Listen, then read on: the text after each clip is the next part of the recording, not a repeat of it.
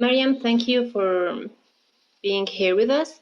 You are a Palestinian from Jerusalem, and the city that has sparked the last events in your country. Gatherings were prohibited from Palestinians at the Damascus Gate during this last holy month of Ramadan, while a few miles away, the people of Sheikh Jarrah were gathering to have iftar all together in the streets. How did the idea of this collective iftar start, and why? Okay, so basically, as many might know, that 28 families from the Sheikh Jarrah neighborhood in Jerusalem are facing ethnic cleansing. They are facing displacement from their own houses because the Israeli government and the Israeli forces want to bring Israeli Jewish settlers to live in their place. So 28 families are facing displacement. We're talking about around 550 people that are going to be displaced out of their houses, and like not even be displaced to another place, be displaced to be homeless. So for more than 1 month now, we are protesting in Sheikh Jarrah in order to show support and in order to stand against what's happening, against the displacement, and to stand with the families of Sheikh Jarrah. And because we know as Palestinians, especially Palestinians from Jerusalem, that if the Israeli government succeeded in displacing the Palestinian families from Sheikh Jarrah, we will be next. All Palestinians in East Jerusalem will be next. We are around 40% in Jerusalem. The Palestinian community in Jerusalem are around 40% Palestinian people, obviously not community.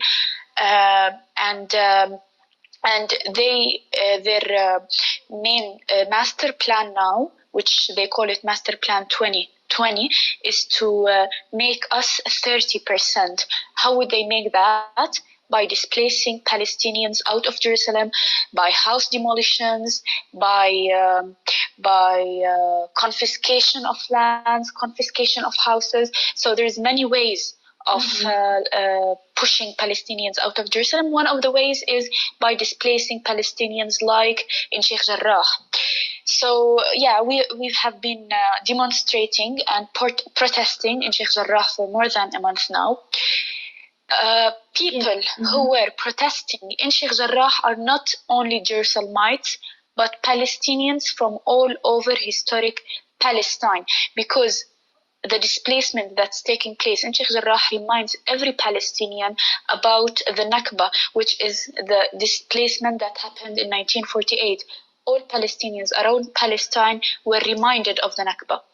So every Palestinian, and not only Palestinians, many foreigners as well, came and showed support to the Palestinian families in Sheikh Jarrah. Spreading all around the world.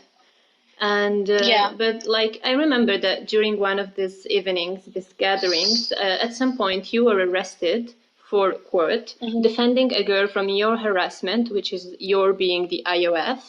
And how did like a simple dinner turn into such a violent repression? Okay, so basically, because protesters during the month started to become more and more protesters to come to the protests, they decided, the Israeli forces decided to close a Sheikh Jarrah neighborhood. They decided to close it completely, and at the entrance of the Sheikh Jarrah neighborhood, they put a military base.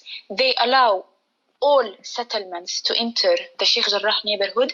Palestinians are not allowed to enter Sheikh Jarrah neighborhood except the ones living inside the neighborhood of Sheikh Jarrah.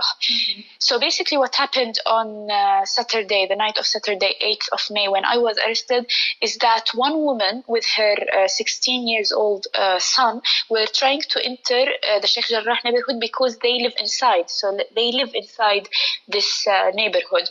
The soldier pushed away the the woman and her son. He pushed away the woman and he arrested the son. One girl who was standing there from the protesters, she tried to defend the woman, so the soldiers pushed her, like around 6-7 soldiers pushed her, and she was lying on ground.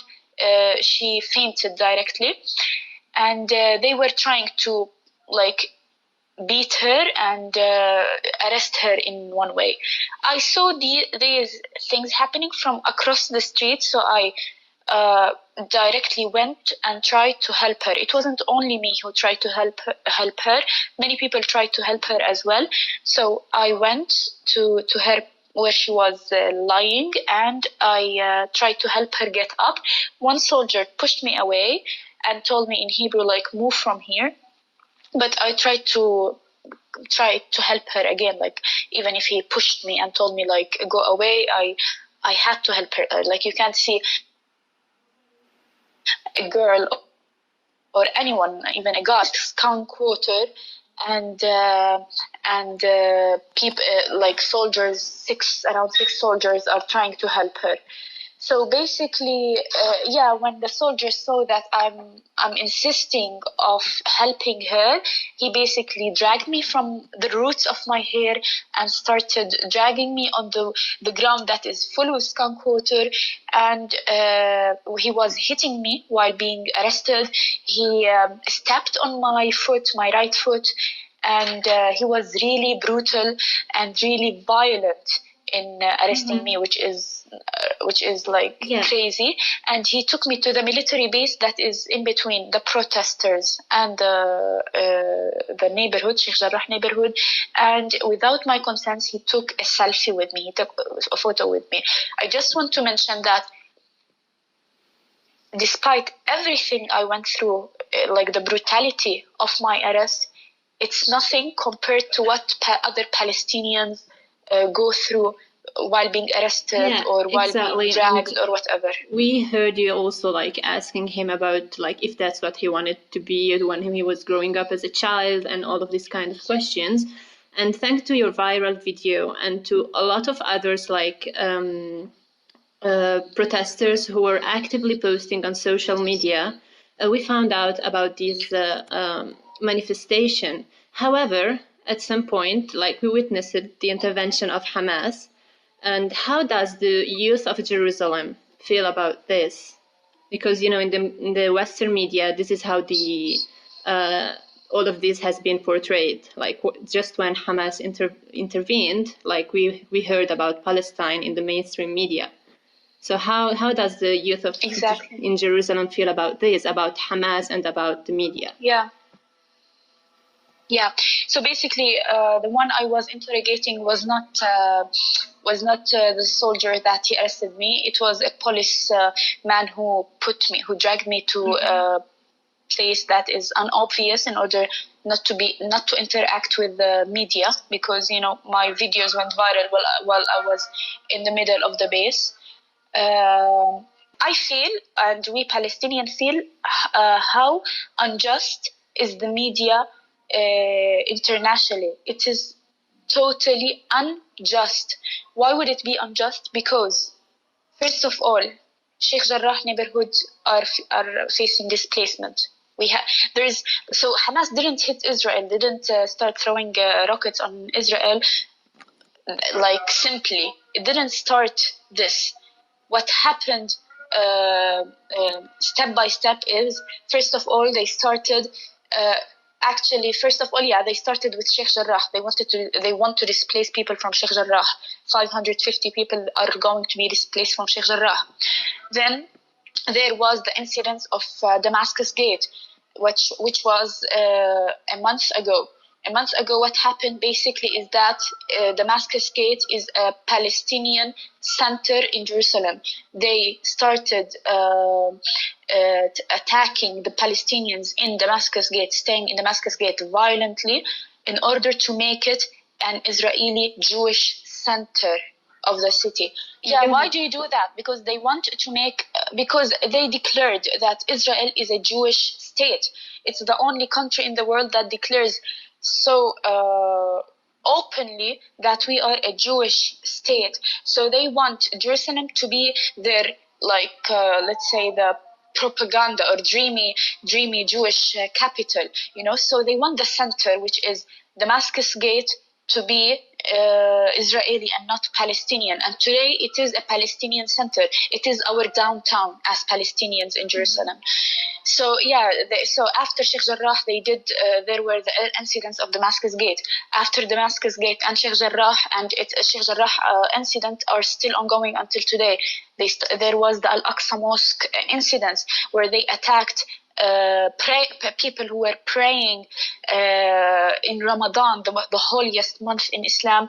They attacked them while they were praying, and bombs started showering on them like rain. Bombs and bullet coated steel, how do you call it? Rubber coated steel bullets. Yeah. Before the Hamas rockets, there were many incidents. Also, Hamas, when this happened, like the third thing happened, it spoke out and said, listen, the Al-Aqsa Mosque is the third holiest place for Muslims in the world. You cannot attack people praying like that. So don't do that again, and stop attacking the Sheikh Jarrah residents and the Sheikh Jarrah protesters. But it attacked Al-Aqsa Mosque 3 times, not like first time, second time, 3 times. And this is when Hamas started throwing rocks in Tel Aviv. It was a reaction. Don't look why Hamas threw rocks on Israel. See, why did Hamas throw rocks on Israel? Why do you forget everything that happened before and focus only when Israel is attacked? Why are Palestinian lives why Palestinian lives don't matter so much that anything happens to Palestinians, it's not mentioned in mainstream media, but if Israel was attacked, all the media around the world would talk about it. And let's talk about the difference in power between Hamas and between Israel. Israel is one of the most powerful countries in the world. I'm talking about military, like in Jerusalem, which is like really close from my house. Israeli settlers were walking in our neighborhoods, like Palestinian neighborhoods, attacking our shops and our houses, and the police were protecting them. They were protecting them. The police were standing there protecting them. You are a musician, and you started protesting by having dinner, like the culture, like music and food. Do you think these are powerful enough to make your voice be heard and affirm your identity as a Palestinian and stop the Arabization of Palestine?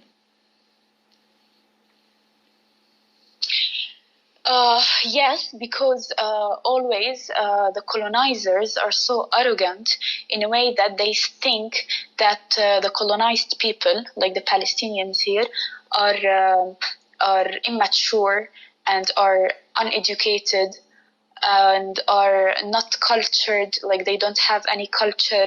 This is the thought of any colonizer, and because they are the powerful and their media is so powerful and their propaganda is so powerful, they spread these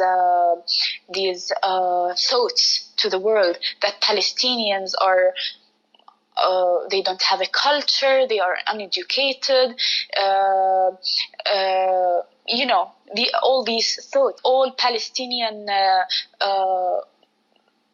minds, like let's say the real Palestinian minds, were either killed by Israel or imprisoned. They are today imprisoned. So basically, what's happening today, especially we're using social media with it, is that we are showing the world, we are showing everyone that we are